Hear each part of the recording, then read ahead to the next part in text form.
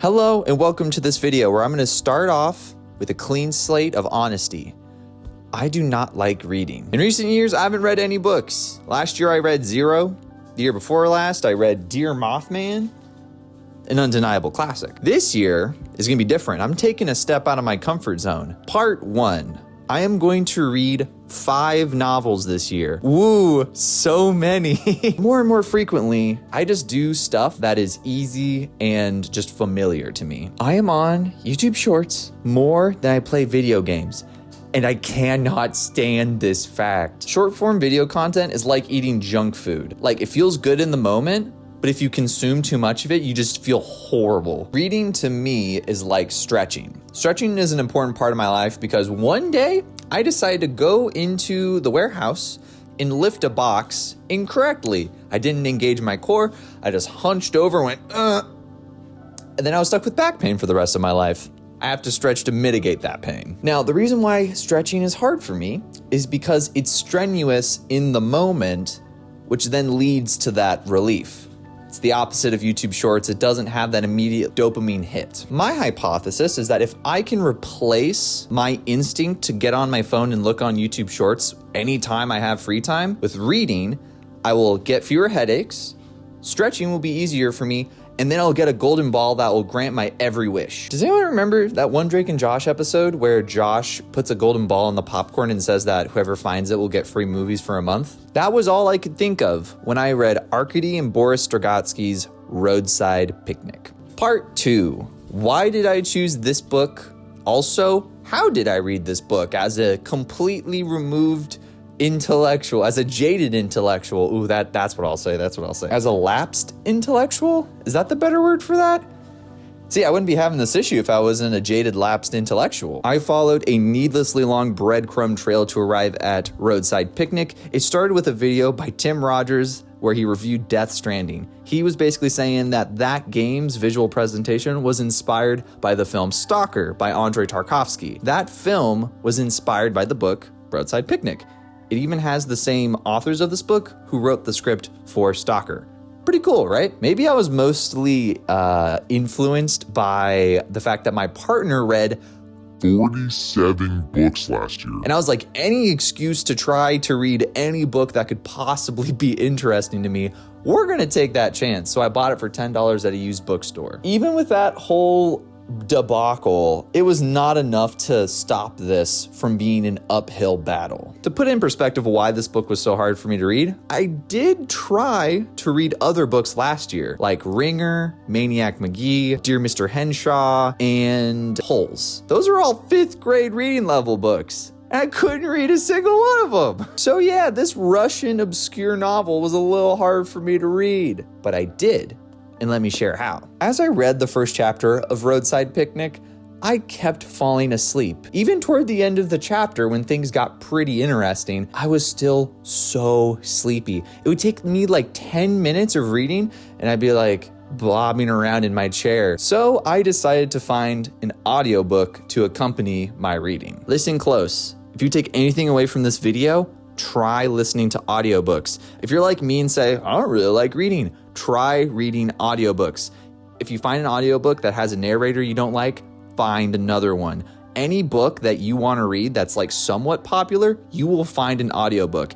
Even books that aren't very popular at all have audiobooks. But the audiobook for this book was amazing.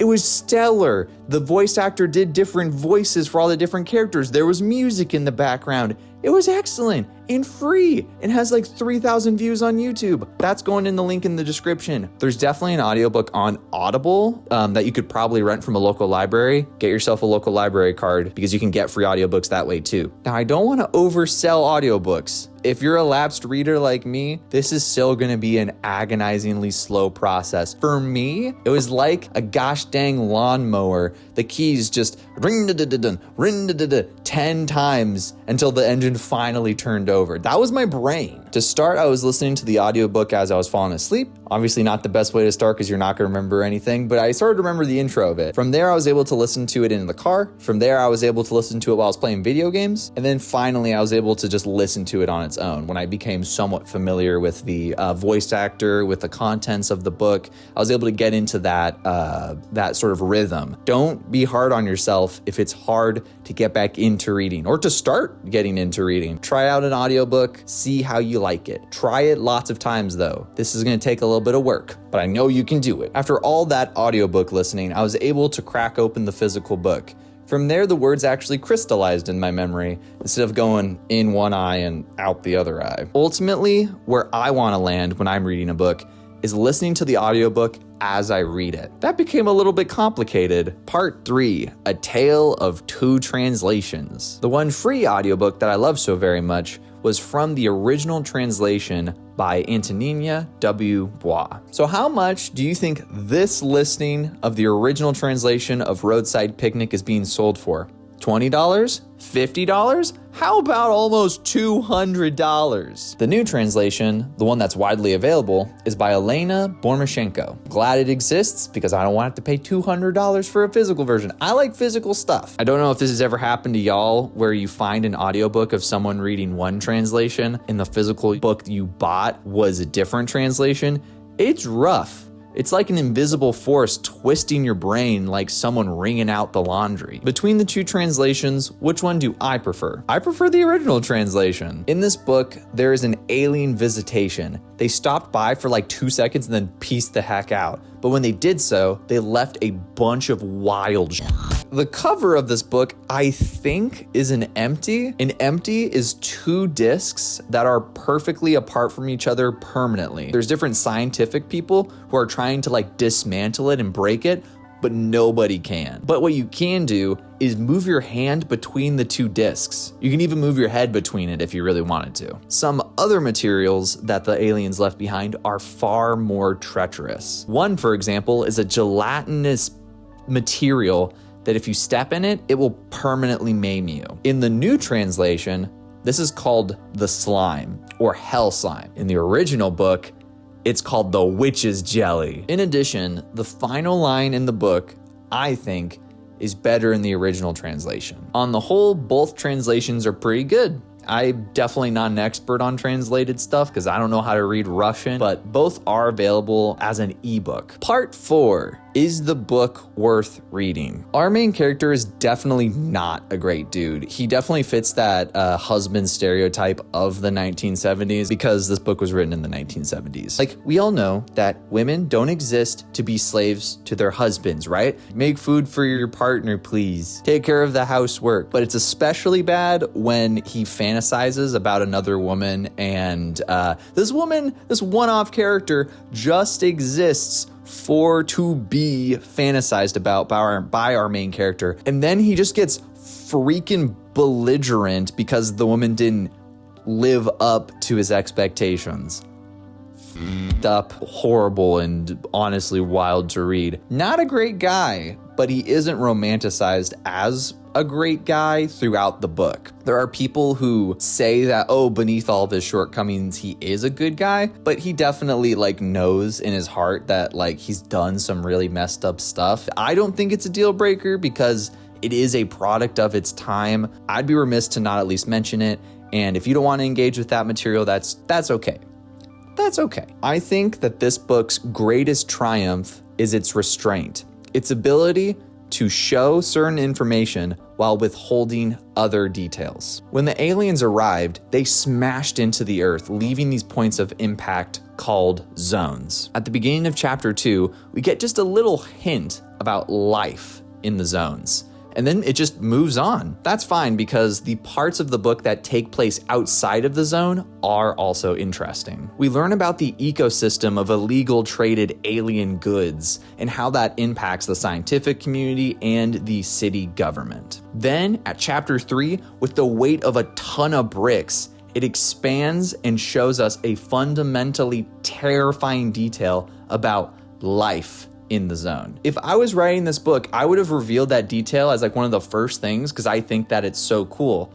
but the authors had restraint, and it's way better for it. It's the opposite of ham-fisted. It's beef-kicked. That's not making it in the video, there's no way. Or maybe it will, as a twist. The book obviously has a lot of stuff to say about like the whole alien stuff, but what the book is really about is humanity's ability to cope with the chaos of the world, of the universe in this case. Like, how would we react if an alien race just landed on Earth for a second and just left? Like, why didn't they at least say hi? It would be difficult to swallow the possibility that aliens saw us and thought they're insignificant. Why should we make an effort to talk with them or to make contact? Like, you know, we're gonna peace out, you know, who cares? And it would be even more difficult to swallow the fact that maybe the aliens didn't notice us at all. Maybe it's like the film Horton Hears a Who, the animals of the forest, not even noticing a speck of dust containing a whole society floating by into wilderness and nothingness. Some people suggest that the aliens left a bunch of these trinkets for humans to research and become more advanced for when the aliens inevitably come back. Going back to this main idea I sort of said, which is people making sense of the chaos of the world, it also is not tied to just aliens. It's tied to class and the nature of failure.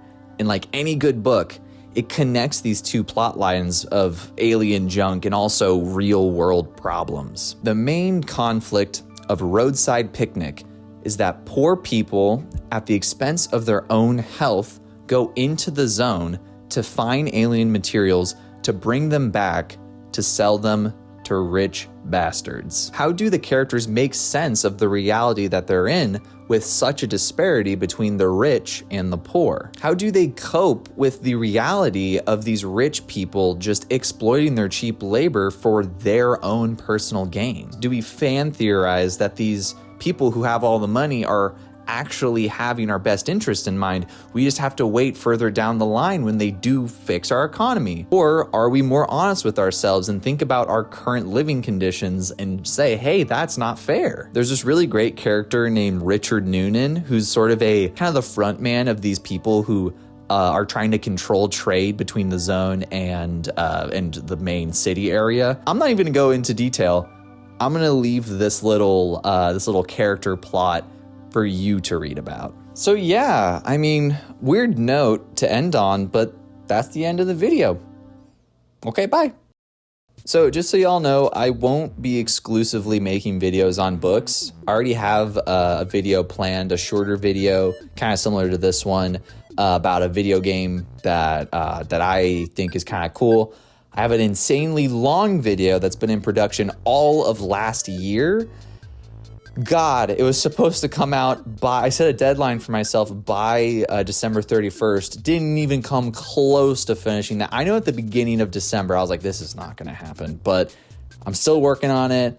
I'm hoping I could get it done soon. I'm not gonna set a deadline for myself on this one. I just know that I'm just gonna slowly work on it until I finish it. And it will be 10 years from now. It'll be December of this year when I finally finish it. And it's gonna be weird because the video is timely, so we're just gonna see how that goes. And that long video is about video games, just so you know. Okay, I'm tired. I recorded this video for like an hour. It's gonna be probably like less than 10 minutes when I edit it all together. So I'm done. I'm tired. I've run out of steam. I feel like the faucet in the cartoon where they twist it in the desert. It's like, I ain't got no more juice left. I gotta take a break. Woo, it's done. The video is done. Read Roadside Picnic by Arkady and Boris Strugatsky. I think you won't regret it. Okay, bye.